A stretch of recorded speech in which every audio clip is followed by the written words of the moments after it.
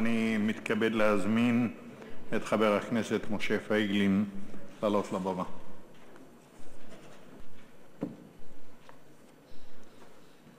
כבוד היושב-ראש, חבריי חברי הכנסת, השתדלתי לשבת בפינתי ולהקשיב לכל הנאומים הראשונים, ואני מוכרח לומר שאלו היו נאומים יפהפיים, חשובים, מהנים, מלמדים, בין אם הסכמתי לכולם ובין אם לא הסכמתי. בתוכם כמה נאומים וירטואוזיים של ממש. אבל היה נאום אחד שריגש אותי במיוחד, והיה זה דווקא נאומו של אדם שהתרגלתי לראותו מן העבר השני של המתרס. אני מדבר עליך, ניצב מיקי לוי. התרגלתי להיות המפגין ואתה השוטר, והנה אנחנו שנינו כאן חברי כנסת בכנסת ישראל. ולפתע אמרת משהו וליבי החסיר פעימה. סיפרת על אחיך פיני, השם ייקום דמו, שנהרג בבקעת הירדן. ובאותו רגע, לא רוצה להפריז במילים גבוהות, אבל אפשר לומר שחשך עליי עולמי. ואני רוצה לספר לך מיקי ולכם חברי הכנסת, סיפור שאני לא גאה בו. אפשר לומר שאת חטאיי אני מזכיר היום. כשהייתי מפקד מחלקה צעיר בגדוד מילואים, עושה כל שנה את 30 יום קו ועוד איזה שבועיים אימון, והגיע למחלקה שלנו, לגדוד שלנו מג"ד חדש, ופיזרו אותנו בבקעת הירדן.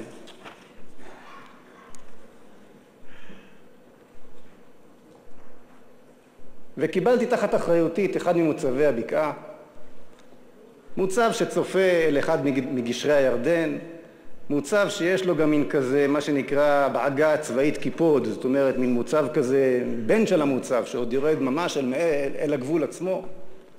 ובחרתי למקם את עצמי כמפקד המחלקה שם בנקודה שראיתי כחשובה ביותר, והתארגנו לקראת תפיסת הקו. ובערב הופיע המג"ד, עובר בכל המוצבים השונים שהגדוד תפס, ושואל אותי, נו פייגלין, מה אתה אומר? הכל בסדר? אמרתי לו, לא.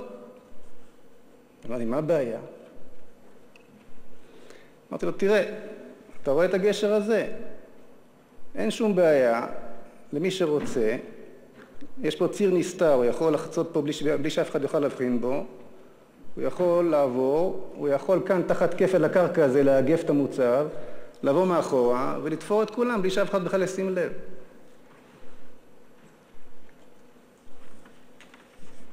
לתדהמתי, המג"ד במקום לרשום את העניין ולטפל בו, נזף ביקשות לעיני החיילים ועזב את המקום. ואני חטאתי, פשעתי, ובמקום להקים צעקות ולעזוב את המוצב ולרוץ אל המח"ט ולא אומר שנה מה ולעמוד על כך שהדברים יטופלו, אמרתי, טוב, אולי דברים שרואים משם לא רואים מכאן, אולי הוא יודע משהו שאני לא יודע.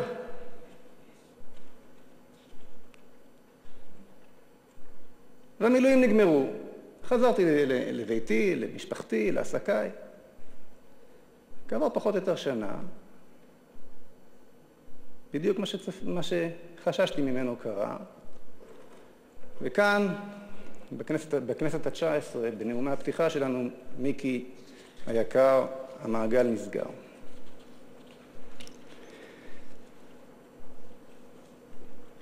הצביטה שחשתי באותו רגע ששמעתי בחדשות את מה שקרה, לא עוזבת אותי מאז, אני זוכר אותה מצוין.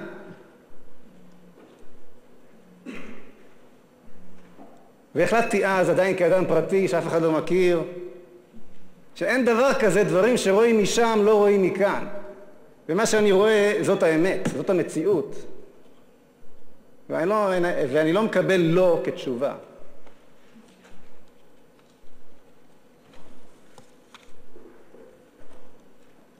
ואולי הלקח הראשון של כולנו כאן כנבחרי ציבור צריך להיות,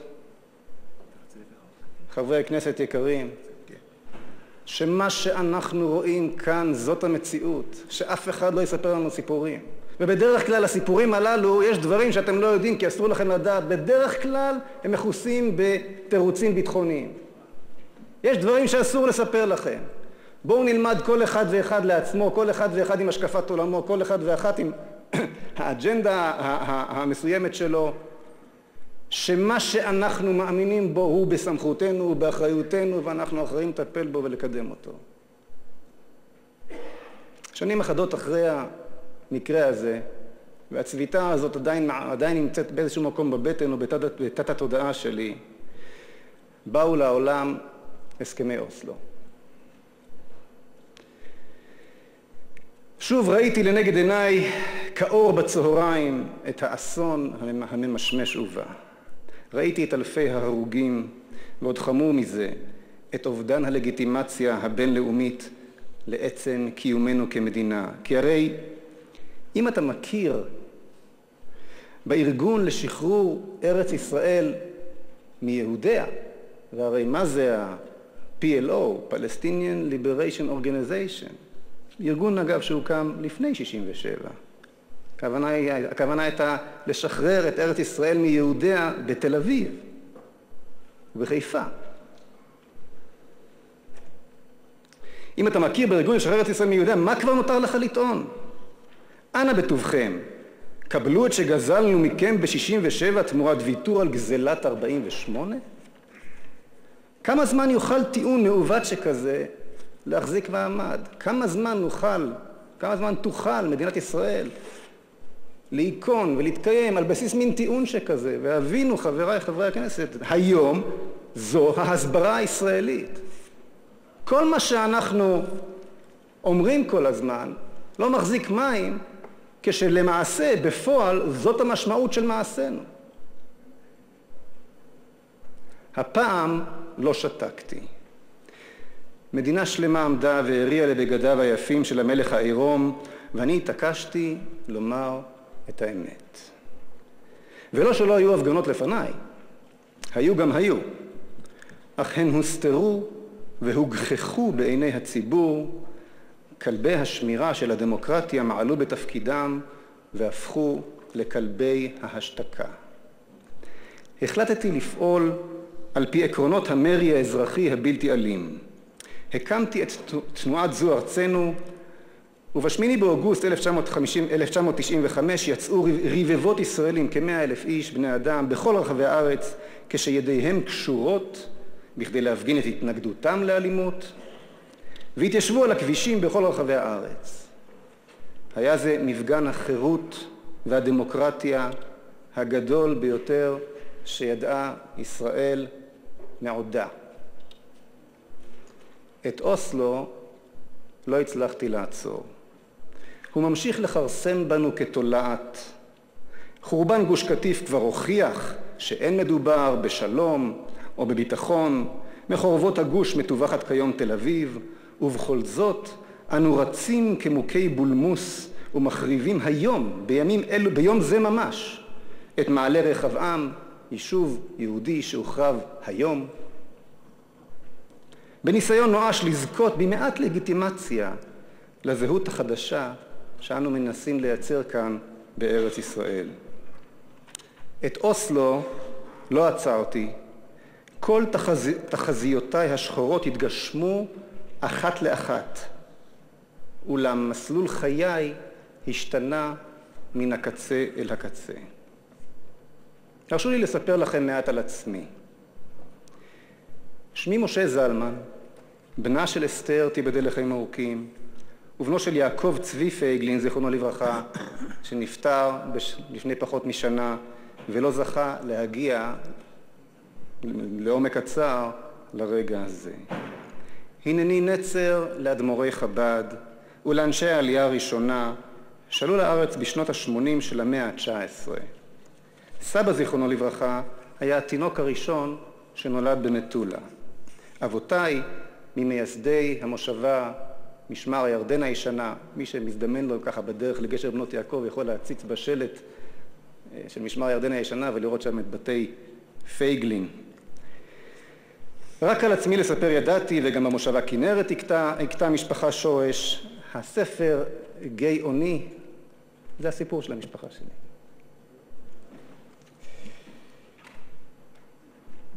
שירתי בצבא, זימן לי הבורא את הטובה, היפה והמיוחדת שבנשים.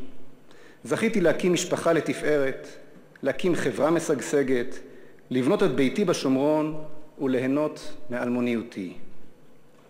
עד שבן לילה הפכתי לדמות ציבורית מוכרת בעקבות זו ארצנו, מוכרת לטוב ולרע, כמובן בעיני המתבונן. כשהצלחנו כנגד כל הסיכויים להחזיר ב-1996 את הליכוד והמחנה הלאומי לשלטון, התברר שגם לימין אין באמת אלטרנטיבה של ממש לדרך אוסלו. או אז הבנתי שהציר עליו מתנהל הוויכוח אינו באמת הציר של ימין מול שמאל. הוויכוח אינו ויכוח טריטוריאלי, זהו ויכוח זהותי. לא ימין מול שמאל, אלא סוג של יהודי מול ישראלי, ומעניין ולא בכדי שבבחירות האחרונות הנושא הזה צץ ועלה ובא לידי ביטוי בצורה מאוד בולטת בכך שקמו שתי מפלגות צעירות, רעננות וחדשות, הבית היהודי ויש עתיד, שמייצגות למעשה סדר יום אזרחי, הייתי אומר מול סדר יום זהותי, אם אני יכול להגדיר זאת נכון, ולא שבאחת אין נושא של אזרחות ובשנייה אין סדר של זהות, ועוד איך יש, וראינו זאת בנאומים. אבל בוודאי ששני האלמנטים הללו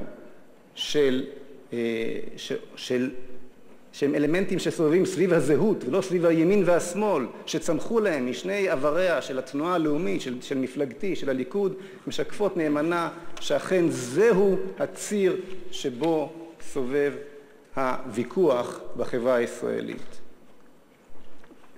התברר שעליית הימין לבדה אינה מסוגלת לעצור את ההידרדרות, ויש צורך ביציקת משמעות יהודית לזירת ההנהגה של המחנה הלאומי. אתם מבינים?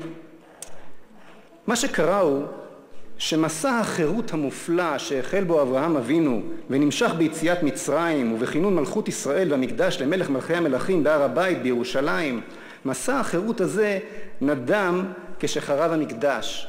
מסר החירות שלשמו נברא עם ישראל אינו יכול להמשיך ולהתבשר כאשר איננו בני חורין, כאשר אנו עבדים במקום למלך מלכי המלכים לבדו, עבדים לעבדים.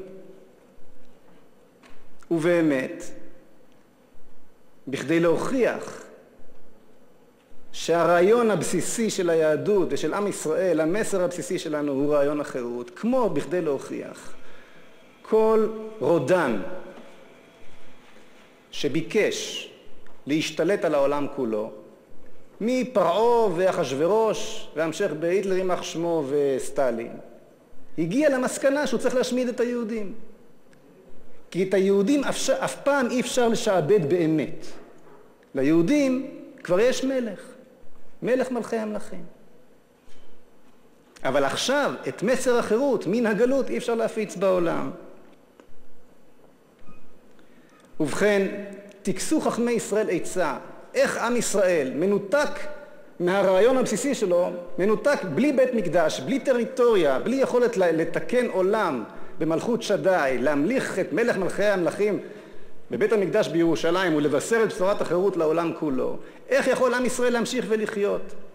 תכסו חכמי ישראל עצה והקימו את הסטארט-אפ המוצלח ביותר שקם בהיסטוריה. ברוך אתה אדוני אלוהינו מלך העולם שהכל נהיה בדברו. הסטארט-אפ הזה היה הדת היהודית.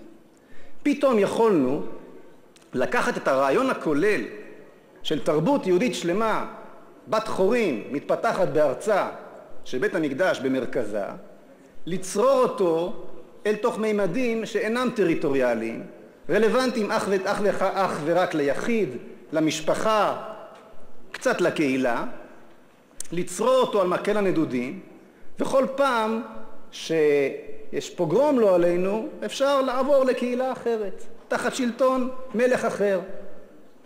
הסטארט-אפ הזה, הפטנט הזה של הדת היהודית, הצליח לשמר אותנו בצורה מופלאה במשך 2000 שנות גלות, אבל כשהגיע הזמן לחזור אל ארץ ישראל, חבל ההצלה הזה, חבל הצלה מדהים, נס שלא יאומן, עם ששורד כנגד כל הסיכויים, נגד כל חוקי ההיסטוריה, חבל ההצלה הזה הפך להיות מעין כביכול חבל תלייה. אנרגיות אדירות של רצון לשוב לעצמנו, לשוב למולדתנו, לשוב לזהותנו, למי שאנחנו, הלכו וביעבעו מבפנים, והפטנט הזה, הסטארט-אפ הזה, שאמור היה להחזיק אותנו במסגרת של דת בלבד, ולא במסגרת של תרבות כוללת בארצה, עיכב בעדנו. ולכן כדי לחזור אל ארץ ישראל, לחזור אל הריבונות היהודית, חשו החלוצים הראשונים צורך לנתק את החבל, להיפטר מהדת, שזוהתה, ובצדק, עם מארת הגלות. ולפתע הייתה שוב קרקע יצוקה מתחת רגליהם, חזרנו אל ההיסטוריה, יש לנו אדמה מתחת לרגליים. בלי האנרגיות הללו מן הסתם לא הייתה קמה מדינת ישראל. אומנם המשפחה שלי עלתה לארץ אך ורק בזכות האמונה, אבל במשמעות הלאומית, המדינית, ככל הנראה לא ניתן היה לחזור אל הקמת מדינת ישראל בלי ניתוק אותם כבלים שקבלו אותנו אל דת הגלות. בספרו הדרשה מתאר הסופר חיים הזז את נאומו של יודקה, החלוץ העברי. אגב, חיים הזז, הסופר, סופר העלייה השנייה אם אני לא טועה, היה אביו של זוזיק, השם ייקום דמו, שנהרג במלחמת השחרור.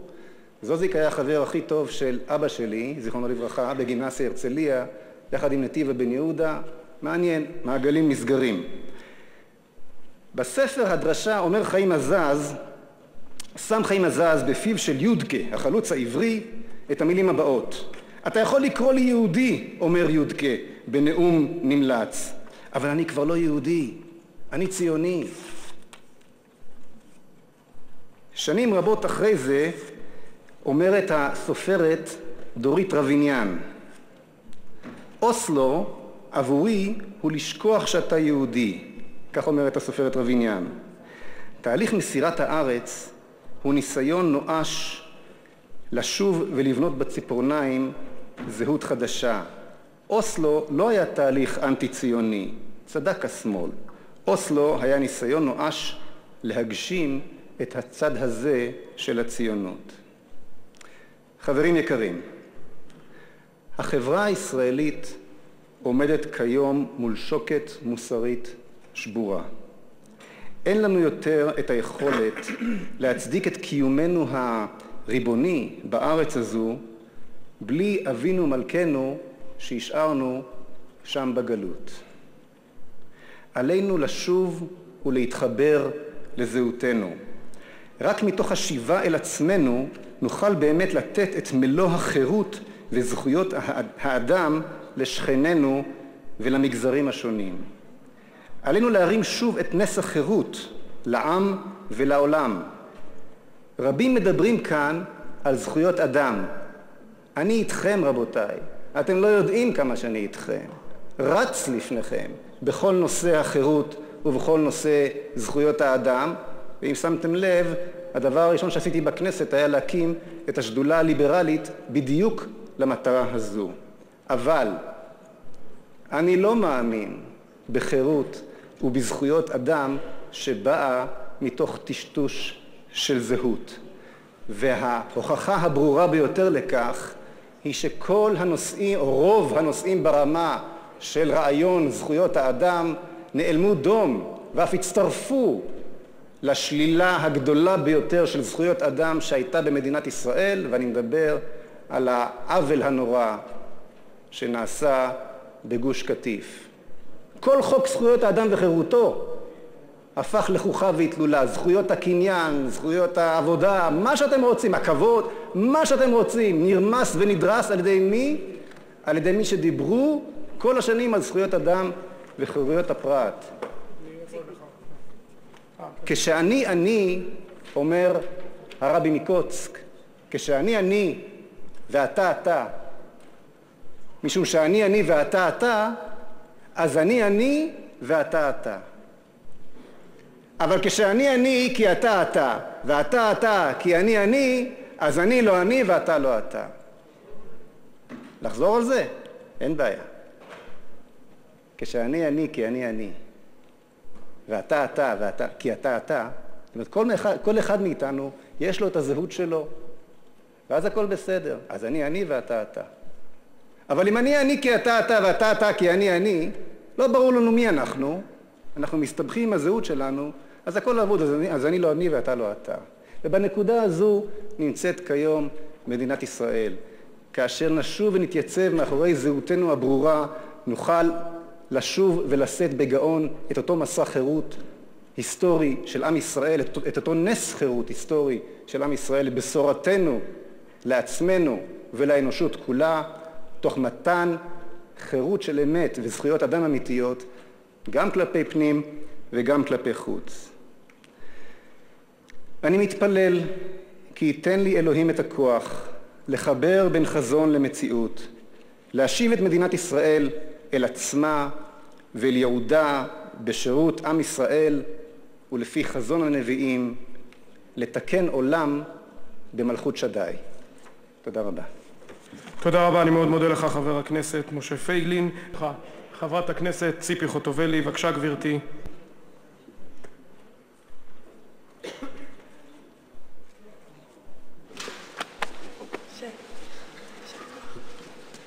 עכשיו אני יכול לחבק אותך, לא לעצור אותך. זה גם דרך לעצור. לא הסכמתי לי. תני להם, כן, בוודאי. הנוהג הוא שאחרון המחבקים, אחרי אחרון המחבקים או המחבקות, את מדברים שלך לקצפן.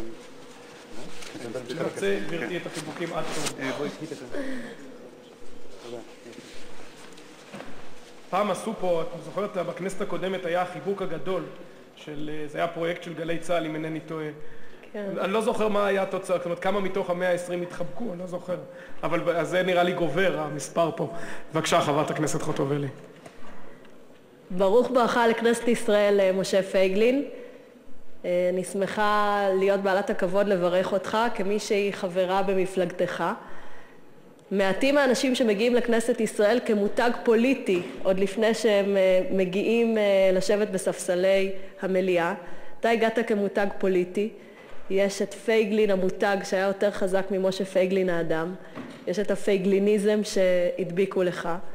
ואני רוצה רק להתחיל ולומר, אל תיבהל מהאשמות של משיחיות, כי גדול המנהיגים שלנו, דוד בן גוריון, הכריז ואמר, ועד היום זה תלוי בחדר סיעת העבודה, שהציונות היא תנועה משיחית.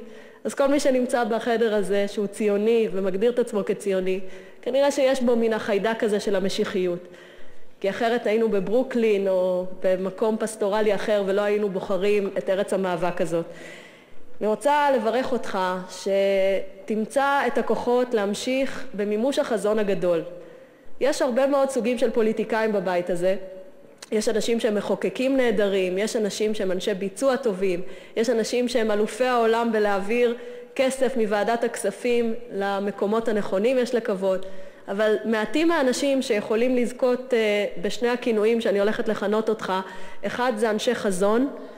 אתה איש חזון גדול מאוד, והבית הזה זקוק לאנשי חזון, שידברו על פוליטיקה לא רק בשפת ההישרדות, אלא הגיע הזמן כבר, אני חושבת, אחרי מספיק שנות קיום, 64 שנים, שמדינת ישראל תתחיל לדבר על התוכן.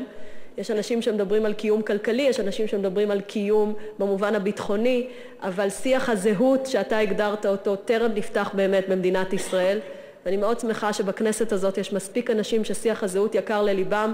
זה לא משנה אם הם ישבו בצד הזה של המליאה או בצד הזה של המליאה. יש כאן מספיק אנשים שאפשר לנהל איתם את שיח הזהות. והכינוי השני שאני רוצה לכנות אותו בך הוא המהפכן. לא קל להיות מהפכן, משלמים הרבה מאוד מחירים. יותר קל לחייך, להיות נחמד, ליהנות מחיבוקו של המיינסטרים. המהפכן תמיד מקבל קיתונות של בוז. תשאל את הרצל איך זה הרגיש להיות זה שצועק שהעם היהודי צריך לחזור לארצו ומוקע מכל כנס כמישהו המשוגע של העיירה. בהתחלה מתחילים כמשוגע של העיירה, אחר כך כמה מזה מדינה. לכן אני חושבת ששתי התכונות האלה נדרשות לבית הזה, ואתה מביא איתך את התכונות האלה.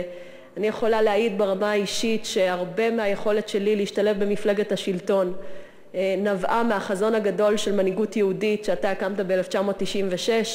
אתה בעצם ראית את הציונות הדתית כמי שהיא איננה סקטור, כמי שהיא איננה זקוקה למפלגות נישה כדי להשפיע על הזהות של המדינה הזאת, אלא צריכה לעמוד בחזית יחד עם המפלגה שהיא בעצם המפלגה של עם ישראל, מפלגת הליכוד.